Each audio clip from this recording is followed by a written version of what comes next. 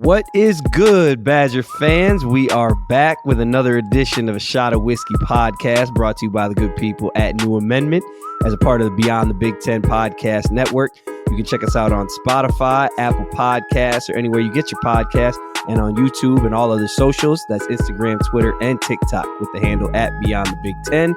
Not spelled out, but the number 10. I am former Badger All-American Jordan Taylor.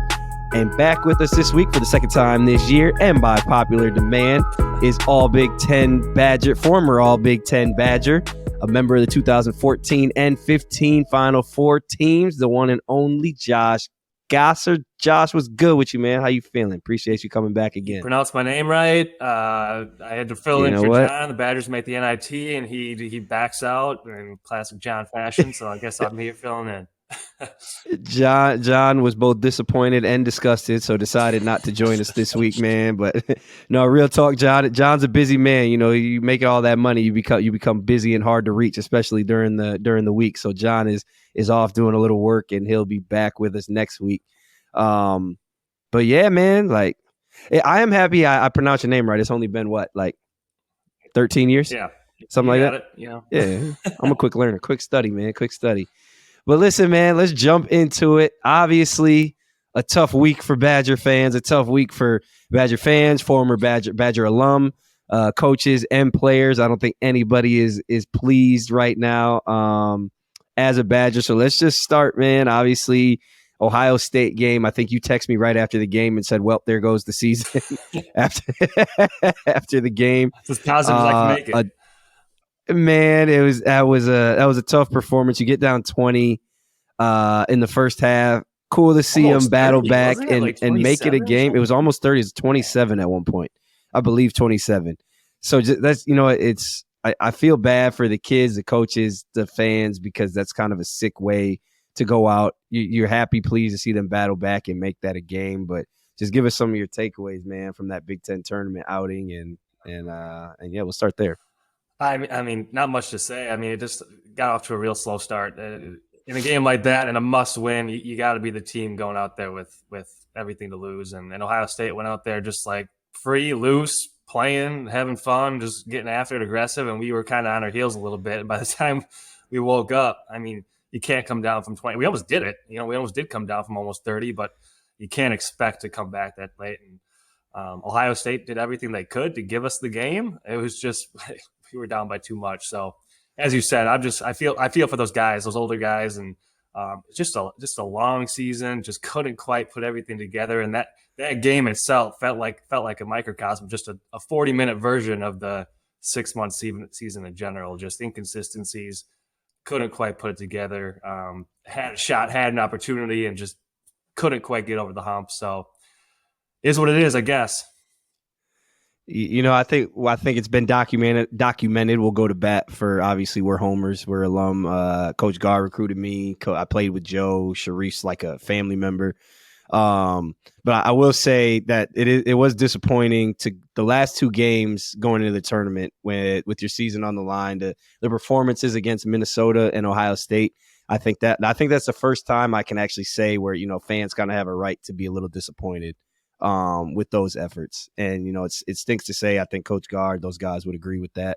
I know they're disappointed. Nobody's more disappointed than the people who are actually involved. You know, they're playing for their jobs and futures, obviously. So, yeah, that was tough for me to see. There was a silver lining for me. It was the plus 22.5 on the live line was pretty much free once they got down 27. That was mostly good. That was there was no chance it wasn't. We've been a part of a tie game with 3 minutes left all year. There's no chance it wasn't getting at least somewhat close. That's what I always say. I did get a little nervous when we were still down like 20 with like 7 or 8 minutes or whatever, right before we made the run, whatever it was. And I was like, man, this is easy money. If there was a silver lining, if you needed to make an extra paycheck, that was it. So if you missed it, sorry for you. I don't think there's going to be too many opportunities where we're down by that much in a big game like that. So, but either way, man, missed the tournament. We get a 3 seed in the NIT, and let's talk about first is the second time. There's a lot of chatter online. Second time we've missed the tournament under Coach Gard. It's a lot of comparison between Coach Ryan, who we had on the show last week. I would like to just kind of look at the season and recap it. But before we do, I feel like people are getting a little out of pocket with how they're looking and framing Coach Gard's kind of resume thus far, because you're leaving out the Sweet 16 appearances.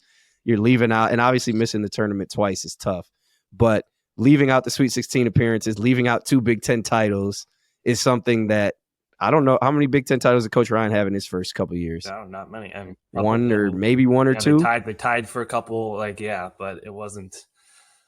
Yeah, I mean, to your point, I mean, 370 days ago, we were in the Kohl Center with 16,000 people cutting down the nets with a trophy on the stage, celebrating a Big Ten championship. I was there. It was awesome.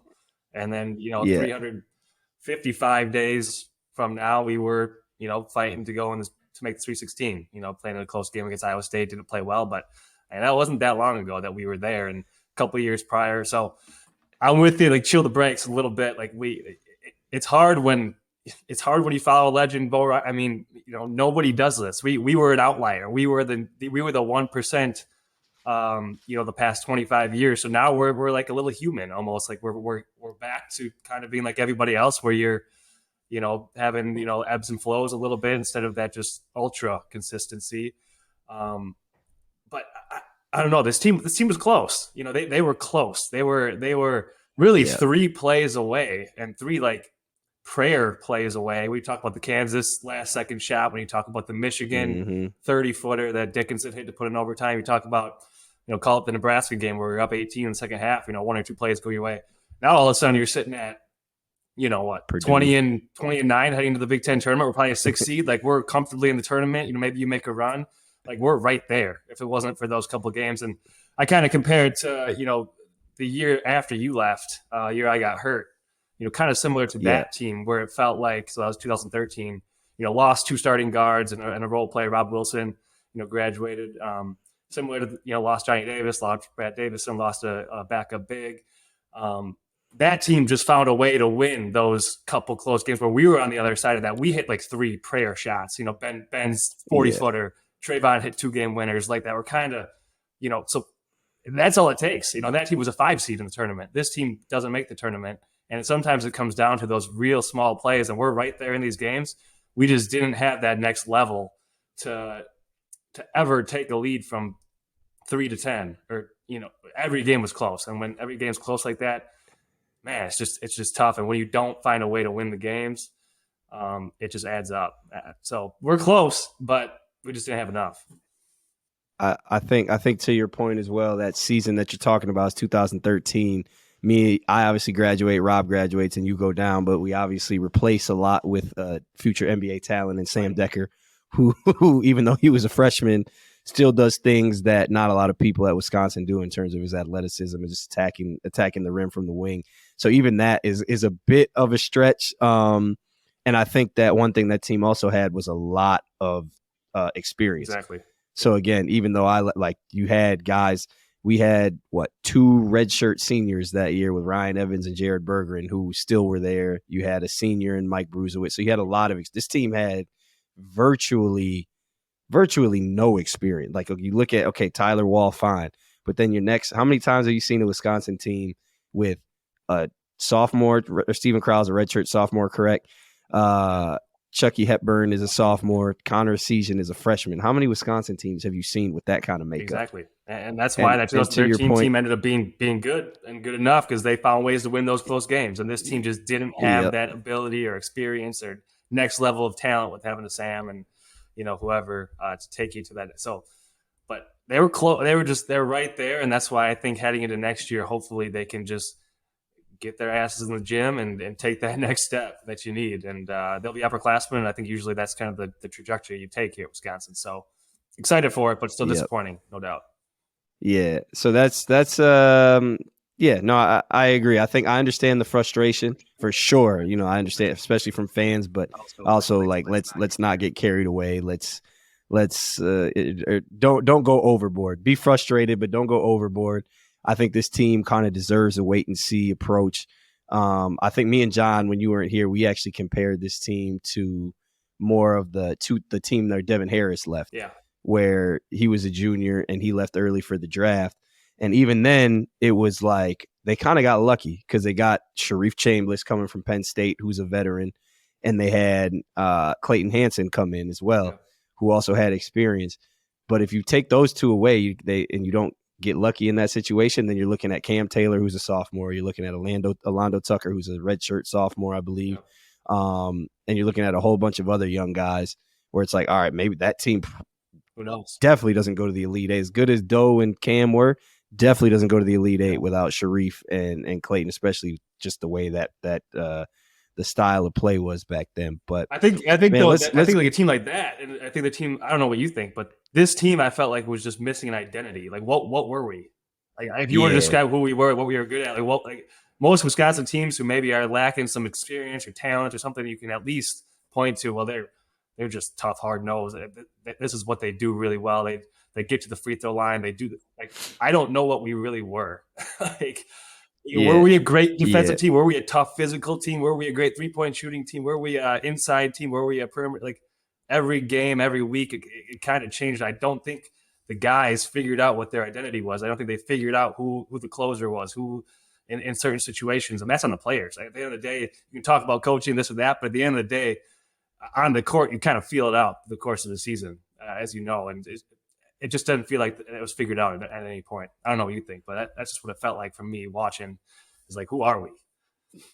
No, we talked about that. We talked about that offline before. I think maybe before the Minnesota game or wherever it was. But no, 100%. And I think the nice thing is that there was visible talent. But yeah, you can't.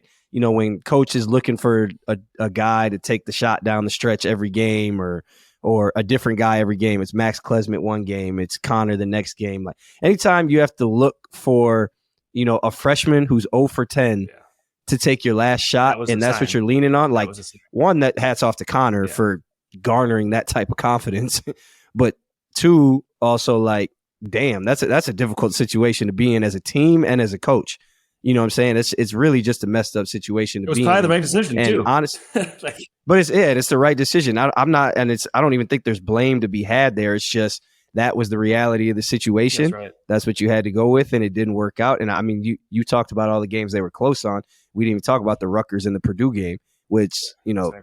You lose again. The game that we're talking about, where Connor, obviously misses the floater, and then Cliff Amore blocks the shot at the buzzer.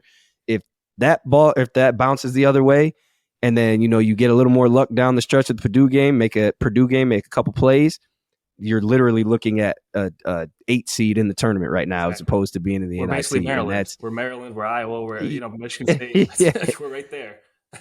And it's hard to keep that in perspective when you're looking at an entire program. Where we're going to sit here and say the program is in shambles because we didn't make two to four plays throughout the course of a season with a really young team.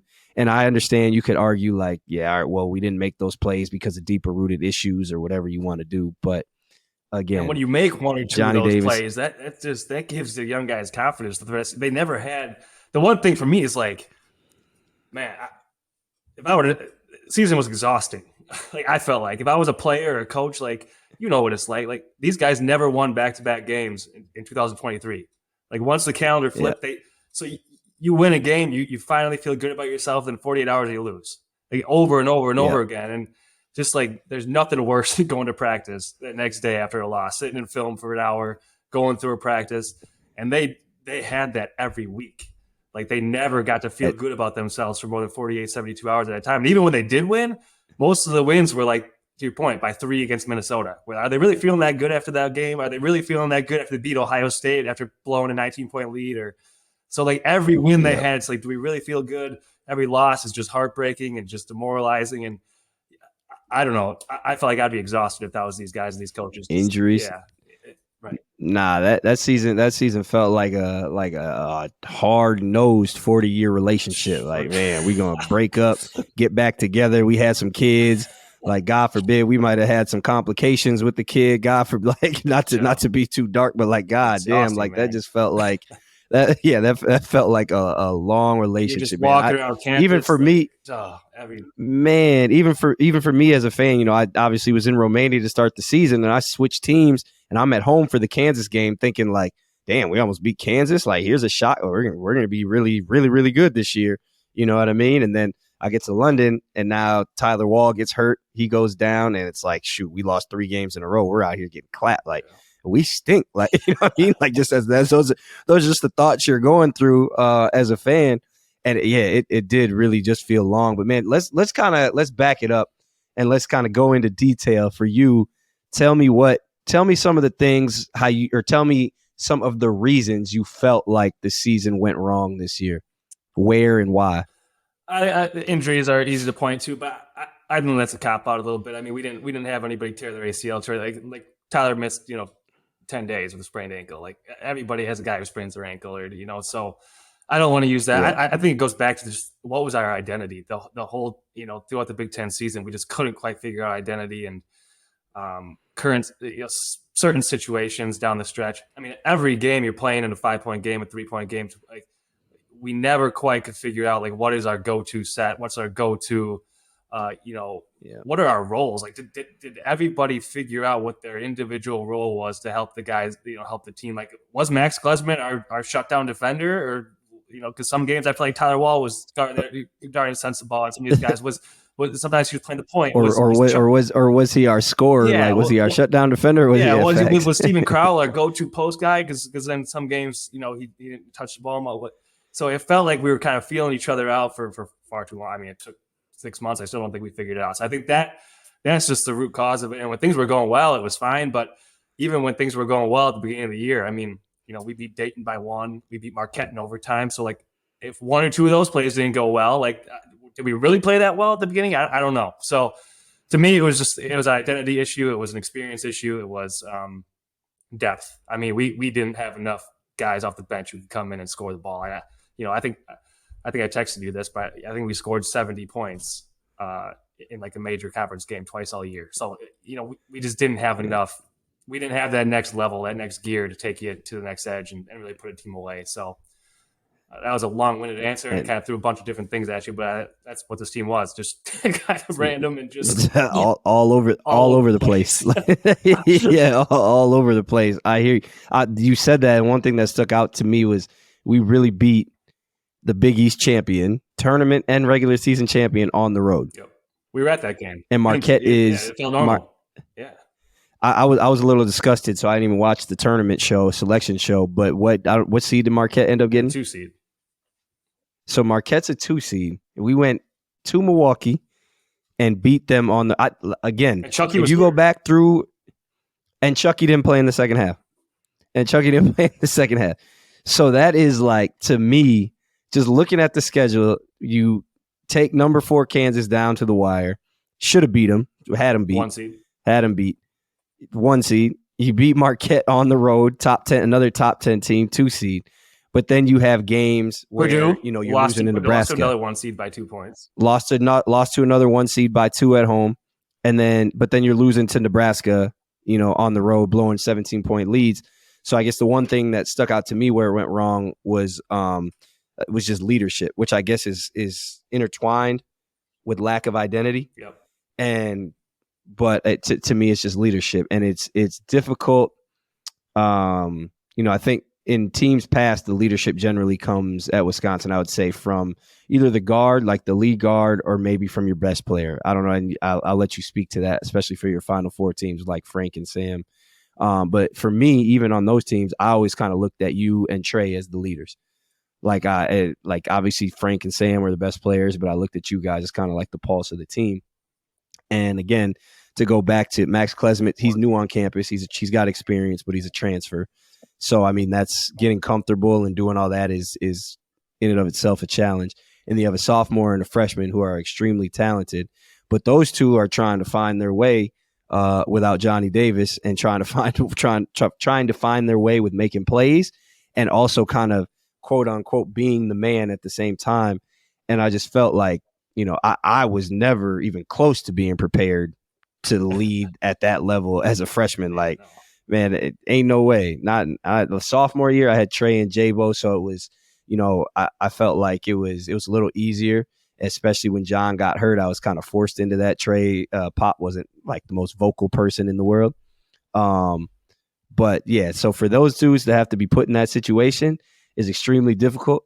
And I think it was kind of, I don't want to say it was set up to fail from the start, but it was an extremely big hill to climb. No pun intended with the for Coach Ryan, but extremely big hill to climb from the jump. I thought those guys actually did an amazing job with it. Yeah. Given the circumstances, but yeah, again, long-winded answer for me too. But the main thing was leadership, and it showed to me when at Penn State, Chucky comes off they call a ghost screen, and Connor, I think, comes out, sets the ghost screen. They get the switch. Yep. Chucky knocks down a three, big three. Next time out, go back to the same play, and now they don't bring the right guy, and now Chucky's stuck on, I believe, on Pickett or one of their guards, Jalen Pickett or one of their guards, as opposed to the shooter or the weaker defender, and now it's a tougher shot, and misses the shot. Same thing against Nebraska. You call the ghost screen, you get a switch, and now Chucky takes a step back three, and instead of getting downhill and going to the rim, and I remember in the timeout, Coach Gar being like, attack the rim, and he was frustrated. Bonus, yeah. And to me, in Chucky's defense, it's like, all right, the step back three has worked several times. It worked against Minnesota. Yep. So it's like those type of things are learning experiences. But it's just one of those things where it's like, all right, you're not always thinking the game. You're kind of going for glory sometimes, or going with not even glory, going with what you're most comfortable in. Yeah. So to me, the leadership just didn't translate with the little things, which in turn ended up costing us a lot of those close games. No, that's exactly right. I mean, identity, not knowing your roles, like that. Did anybody embrace the role of being a leader? Like, I don't think any individual did that. Should it have been Chucky, Tyler, whoever? Like, probably. Did they do it effectively? I don't know. So, but I think that goes to your point. Like, maybe we missed Brad Davis more than we thought. Johnny Davis, led in his certain ways. And on our 2015 team, like, you don't need your best player to be the leader. Sam led in his certain ways. Frank led in his certain ways. But having your guards be the ones to, in the huddles, be the voice. You were always the voice. I mean, anytime we needed something, whether we were down, whether we had a late play, all five guys in the huddle were looking at you, whether you liked it or not. That's what was going to happen. And the same thing, later on, even though Frank and Sam are clearly the best players, Nigel, like, guys were looking towards myself and Trey and guys to kind of set the stage and be the voice a little bit, so those guys could just go out there and hoop. And I don't know if we had that voice or that just guy that you looked at and just kind of had that respect for it to take the team to the next level that way. So that's just going to come with growth, I guess. It better, at least. It's going to have to. It has to. It has no other choice. No other choice, or it's continue to kind of go the wrong way. But to your point of liking it or not, like there's times when your team's playing bad and it's like you put so much weight on yourself where it's like, yeah, guys would look at me, and in my head I'd be like, what y'all looking at? Like, y'all make a damn shot. Like, goddamn. And that's when you go to the KK afterwards, and after we lose Marquette. Yeah. Yeah, right. That's what I'm saying. Like, I go to Marquette and I'm tweeting after, like, man. I'm saying, like, what's wrong with y'all, man? Like, so I mean, yeah, to your point, it's like it's the weight of the world on your shoulders at the time. I mean, in hindsight, like, if I could go back, obviously you know what you know, and hindsight's 2020. But like, in hindsight, it's nothing. It's not a big deal. It's more just like, all right, like, relax, take a deep breath. Like, who cares? But when you're 19, 20 years old, and you're on TV and people are on Twitter, and your family and your friends like are kind of watching you, and one thing, this kind of off topic, one thing that is kind of like college athletes are so like scrutinized in their bubble that you feel like you're a bigger deal than you are. 100%. And I would yeah, I would say that that's true for most athletes, but specifically college athletes, like, especially these days, no one really like cares like, other than your hometown fans. And even then, like, they'll get over it. And they're not going to remember you in 8 to 10 years anyway. That's why Hunter Dickinson was walking around with that mask. It's like, dude, I think you're going to regret. Like, I think you're going to regret that, dude. Like, I don't care. I think you're doing it for fun, but you're really, I don't know, man. Like, you're not that. Like, no one really. People are just, you're making a reason for people nationally to care when they probably don't. They totally. They don't, and it's like I remember I spent some time in the WNBA bubble, and Diana Taurasi used to say a lot. She'd be like you just can't give it. Like she used to say, you can't give a damn. Like who cares? It's just basketball. And like I wish that Chucky and Connor and Tyler, all those dudes, I don't know, maybe they do, but I wish that they would have that mindset of just like, yo, just who cares? Like, go do what you got to do, take care of your business, and don't put so much pressure on yourself. That's hard. It's a hard skill to have, dude. It's a hard skill to have. That's one thing I respect the hell out of Trayvon Jackson for. Just going back to one of my teammates, like people scrutinize him, make the right decision 100% of the time. Who does? But that man was fearless. That man didn't give a damn what anybody said, and he helped us. that leadership translated to the rest of the team, and kind of gave us the rest of that mindset because it's hard to have that. So some guys can lead in their own ways, and I just respect the hell out of guys who have that. And it's a hard quality to get. It's a skill for sure. And I also look at guys like that, and you look. Sometimes I think in the moment you look at them as like delusional. Oh yeah. But now looking back, it's like delusion's probably a good thing. Like, shoot, I'm trying to be as delusional as possible. You know what I'm saying? Like that's going to take you further. As a sophomore, we're going to be a national champion. It's like, dude, we're like 500 right now. It's like he was right. I mean, some guys have delusion. Man, you got it. They have those big goals. I don't know. Trey definitely did talk about that. Trey was like, he used to say some things my senior year. I just look at dude like, yo. Anyway, I'm over here. NBA first round pick. It's like, let's just get the floor in college first, but love the confidence though, buddy. But Trey, man, he is. Shout out to Trey Jackson, man. He's trying to build something special as well, as far as TBT goes, and bringing guys back on campus. So big shout out to Trey, man. But yeah, man, let's talk about the good things, man. Let's talk about what went right this year. Go ahead. You ain't got nothing to say? No, you ain't got nothing to say? I think. Go ahead, I'll let you lead I think it's something we talked about. I think having freshmen come in and have that much of an impact. I think he might be a leading scorer. I think second leading scorer, 11 points a game. I mean, you got to like that. Guy coming in, having that fearless attitude, getting better throughout the season. It sets you up right for the future. Stephen Carl's growth, I think, at times showed flashes and things like that. But and overall, I think our fight was fine. Our fight was there. Our toughness was there. The guys played hard. Everything I've heard from the coaching staff and the players, a great group of kids, great group of guys that have something. So there's a foundational element that's there, and I think we have enough talent to one good offseason away to take it to the next level. So, I like the fact that we beat some great teams. I like the fact that we had guys who showed flashes and can set you up for something, moving forward. So what do you got? Yep. No, I mean, all that, of course. I'm looking at the schedule and I'm sitting here like the frustration was losing a lot of these games. But if you're looking at the games we're losing, we lost to Penn State in overtime, right? Penn State. We lost. Penn State? No, we beat Penn State twice. I'm sorry. We lost to Northwestern twice, lost to Illinois twice. The only bad loss to me when I'm looking at the schedule is Nebraska. It was the only. So it's just, and that by the metrics, I don't think was even considered a bad loss. It was probably we're not doing that. We're not that's doing what I'm that. saying. That was our reason for getting in the NCAA tournament. We had no bad losses and we had some big games. No. Nebraska was a bad loss. Nebraska was a bad loss. We had a lot of bad wins, beating Minnesota by 3. Ain't no such thing as a bad win either. We're not doing that either. They're all good wins. We might not play well, but might not have played well, but ain't no bad win. But so I'm just looking and like there's really no bad loss. So I'm thinking the good thing that came away from there was a lack of leadership, I think, just because of the makeup of the team. But I think there was also a lot of growth because of that reason too, because when there is a lack of leadership, there also tends to be a lot of people trying to find themselves in kind of somewhat of a chaotic situation. And I think that goes from, Coach Gard, Coach Krabenhoff, Sharif, Coach Chambliss, and Dean as well, Coach Dean as well, to all the way to, to the players. And I think that, for instance, you saw Stephen Craw, me and John talked about him developing that left hand hook over his right shoulder, which you visibly saw him develop that throughout the season.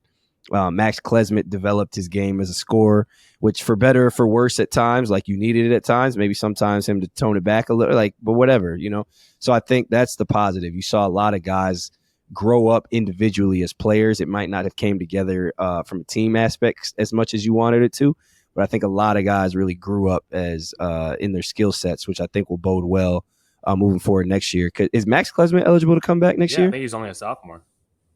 So he's only a sophomore. He'll be a junior. Oh, I'm tripping. Transferred, or he played. This was his third season. So I don't know. I don't know how the third season. He might have another year or two. I don't know. So I'm tripping. Yeah. I'm tripping. Okay, so a lot of guys found themselves. You're bringing pretty much the same team back. We'll talk about the transfer portal here in a minute.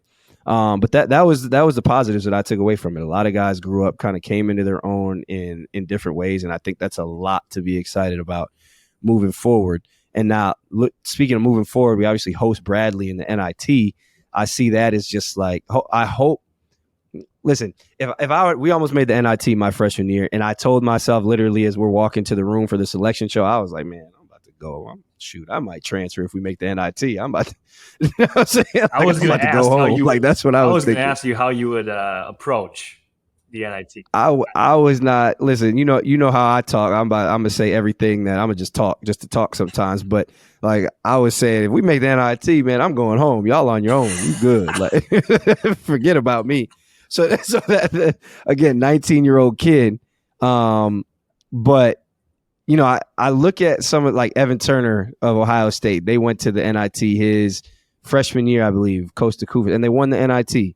And I think those type of things help moving forward as well. I think those are building blocks, even though you obviously don't want to be in the NIT. I think Villanova won it in like 2015 or something too. I saw a picture of like all those dudes holding up NIT. Maybe the preseason. I don't know. But there's been a lot of good teams who have won the NIT who kind of carried that, springboard them up. But yeah, man, I don't know how to handle making the NIT because it's one of those things where ending your season sucks. It's the worst. But you get 2 weeks to be a regular college kid and have some fun and just get back in the gym and just kind of grind on your own. And like that's an exciting time too. And yeah. I hope they use this as an opportunity to springboard them to next year and try to win the thing because you're playing the games, you might as well try to win it. Not to sound like Coach Ryan, but I don't know how to handle it. So I think if these guys really want it, I don't know what they individually want as a team. If they really want to go ahead and attack this thing, I think they can make a good, nice run here in the NIT and potentially win the thing, and that can help you out going into the offseason. But if they're like you were as a freshman, they played loose and gladly. I was about to say, if they're like me, they might as well just pack it up. Probably me too. I don't know how to handle it. I have no idea. I'm glad I never had that option. But no, to your point, it's get to play another game at the Kohl Center, and get another game in your season. I'm interested to see how the Kohl Center is going to turn out. I kind of hope the Kohl Center. I hope it kind of keeps away some of the people that are disappointed, and I hope it kind of turns up like a rowdier fan. You know what I'm saying? Like a younger person, maybe it's a $5 ticket or something. Yeah, I don't know. Yeah, like this. Well, this like my pipe it could dream. be a good like family event or something, but it's like an 8:30 game, so it's like people can't take the kid. I don't know. Yeah, make it more like a fun atmosphere, but I don't think it can. I don't know. Well, I have no idea. I got asked to go to the game and hand up. I'm not going, but. You a trash fan and alum. Terrible. That's horrible. But no, like I hope it's kind of like a rebirth. This is my pipe dream. It's a rebirth of the Kohl Center in a way where, it's like I said, kind of inject some of that life back in there that I think has been missing probably since you guys were there. Since those Final Four teams, because man, I'll never forget one of my favorite memories in life, not basketball, in life, was running out when we played number 1 Ohio State, man, and the whole arena already packed to the top. And I remember walking out there. I remember seeing the fans like lining up when we were eating before, but I remember running out on the court and being like, "Yo, this is like a movie. Like this is crazy." 18. I was a freshman. That was nuts. People going nuts. That was. So I hope that the players deserve that type of experience. No knock to the older crowd or the fans, but it seems to be something that's needed at this point. It ebbs and flows. Yeah, we'll keep your point. That was That was awesome. Last year, I was at the, like I said, the Purdue game when they won clinched the Big Ten championship. That was similar to that. I mean, they didn't have a Jordan Taylor 27 point Yeah. performance like anything crazy like that. They got the crowd going, but it was pretty. But they had Big Cat, the Barstool guys were there trying to they hyped it up in a weird way. But that helped the younger just like fan and energy in the building. And I don't know what they got to do, but I'm with you. Yeah, no disrespect to Barstool and Big Cat. I like Big Cat. I think I've got to talk to him one time, but the Barstool thing made me think you guys were douchebags. But anyway, Me? What did I? so we're Why am I Barstool?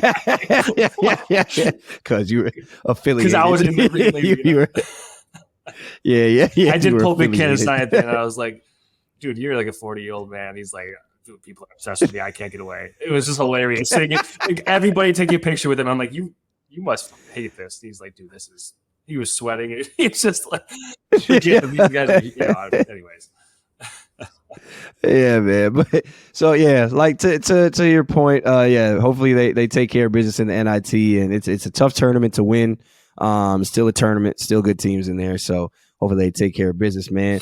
And before we wrap it up, man, let's just talk about this. Let's talk about moving forward and how we improve the team for next year. We've talked about already.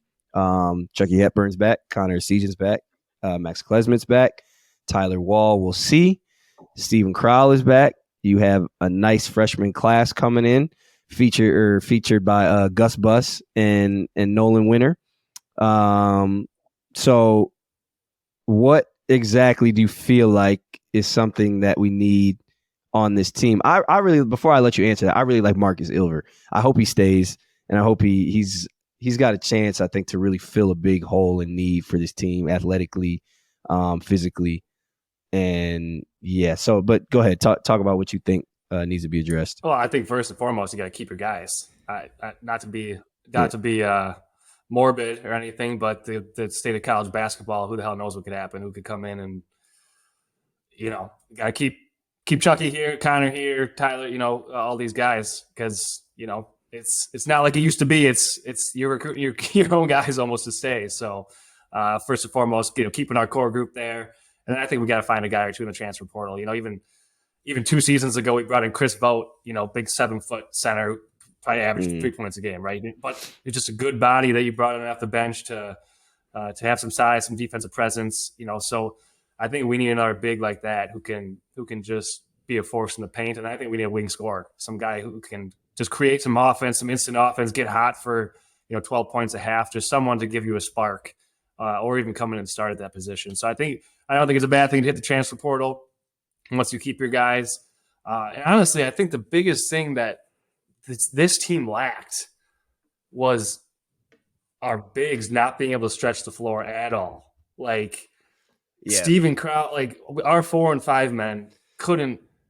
They just couldn't stretch the floor. Yeah. The way Wisconsin basketball plays, you need those guys to be able to stretch the floor. And I think that's going to help the guards out, especially in the Big Ten. I mean, Zach Edey, Trace Jackson Davis, Hunter Dickinson, those guys had to guard, free throw line to basket only, when usually, our bigs are stretching them out to the 3-point line where they're having to guard dribble handouts, guard brawl screens, help and recover on a 3-point shot, then guard a dribble drive, and then go and post up and guard a post up and rebound, and then go to the other end. Like, bigs didn't have to work very hard against us because our bigs could not stretch the floor enough. So I think Steven Crowell is going to have to get his ass in the gym and stretch the floor. It doesn't have to be Jon Leuer or Frank Kaminsky out there, but just to be some sort of threat from the perimeter, just to force the defense to stretch out a little bit more. And that's ultimately what really, impacted our offense to be able to take that next step, is we just did not have that capability to have our bigs do that. So we were just a little one-dimensional that way. Kind of our guys were good at one or two things and couldn't quite have that versatility to stretch their game out. So I think individually the guy's going to continue to do that. Chucky getting better at finishing at the rim and all that. But yeah, a guy or two in the transfer portal will definitely help. I agree. I know the Wisconsin way is not necessarily to attack the transfer portal. They're very, very specific with what they're looking for, which is, I think, is smart. Like, you don't want to mess up chemistry. They're very, very particular in what they want to find. What I would love to see, I've been saying this for years and years and years, but especially now more than ever, because of Coach Gard's creativity and ability to adapt to his personnel offensively, I want to see us get a rim running big. I want to see is get an athlete at the 5 spot who can put some gravity just rolling to the rim, and as much as anybody, as much as anybody, when you have someone like that's a paint touch. You run a ball screen and you got someone who runs to the front of the rim hard, that's a paint touch, and that puts pressure on the defense in and of itself. You have guys like, Chucky, Connor, who can play off pin downs and even ball screens, Max Klesmit, who I think can play off ball screens, even Tyler Wall can play. Like, you can put him in there with a rim runner and you run him off a ball screen with 3 shooters around. Yep. I think that's something that is needed. I think it's something that will be exciting, not only for the program from a player standpoint, coach standpoint, but I think it'd be a fun injection for the fans. I think it would just be, I always joke with Trevor Mbakwe, man. He said Wisconsin recruited him. And I said, man, if you would have gone, like, I don't understand why guys like that wouldn't go to Wisconsin, because it's like you kind of get the best of both worlds. To your point, you get to develop a game where you can step outside and shoot the ball, but then you have something that is unique to the program that we've never really had in my memory. Correct me if I'm wrong. Yeah, and you got shooters kind of all around you a little bit. I totally agree. We either need the hardest thing to guard. You've had to guard some of the best players, and like the hardest actions to guard are when you're coming off the screen and the big can either step out and shoot it, or he's rolling the rim and they throw that lob up off the ball screen, off a curl screen. I mean, that's what got us lost to Kentucky in the Final Four, was they just threw that ball up to a rim to Poitras and Julius Randle, those guys. Like, you can't guard that. But we have all of our pick and rolls and dribble handoffs are with a guy like, is he a pick and pop guy? Is he a roll guy? He's not really either. So either develop that 3-point shot to be able to stretch the floor a little bit more, or to your point, be a guy who could dive to the rim and really put some pressure on the rim and the defense. And right now our bigs are kind of tweeners that way. That back down offense, back down 5-6 dribble in the post. Which it's tough. It's tough these days. And on the other end, Steven Crowell was great defensively this year. So let me make that clear, both on switches and at the rim.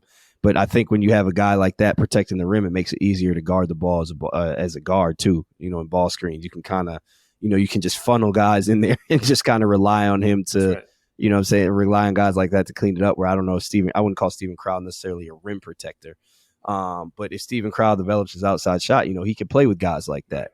So I think that's a win-win situation that, like, I'm sitting here talking like guys like this are not easy to come by. So it's much easier said than done. Obviously, well, Wisconsin's an attractive place for there's a lot of guys who probably love to play at Wisconsin. Like in the Big Ten, there's plenty of mid-major bigs who are, I don't know. There's guys out there. You just gotta. Even if he's undersized, maybe even a little undersized, like, he doesn't have to be. Yeah, so right now Carter Gilmore's undersized, right? Marcus Silver, they're 6'8" big guys, right. So it's like, maybe the guy. And if Carter Gilmore's out there, like, I love his energy, love his effort, but if he's like, imagine a guy like Carter Gilmore with the athleticism to rim run and do stuff like that, like that would open up a lot of. And to your point about Julius Randle, Alex Poitras, like, you guys guarded it, but even when you do guard it, the energy put into guarding that, it wears you down. Like, it just wears you down. It's a safety blanket. It's a safety net, man. So just to get a couple easy baskets, just a couple easy baskets, erase a couple points. Yeah, it's Well, I mean, we'll see. And Chris Hodges, maybe we'll see. He's a solid athlete, so that's it. That's a guy to look out for. Maybe they already have that. But I just think that would be really exciting, man. So look, we'll see what happens, man. I'm excited for next year. I'm excited for. Let's focus on the here and now. NIT. Excited for the NIT. Excited for the NIT. We'll see how this Bradley game goes, man. I hope that if they play well, then we'll be like, all right, if they get to, hopefully they can get to NIT Final Four or something like that. I think that'll generate some more excitement around the program. It'd be good for the guys, be good for the coaches. Obviously, we're always here to support and pull for them. Josh, we're gonna have you back on next week. I hope join me and John. We'll end it up with end the season up with a trio. We appreciate you pulling up this week. In the NIT, and John will come back on board, or what? Yeah, John's fair weather, man. You know that guy.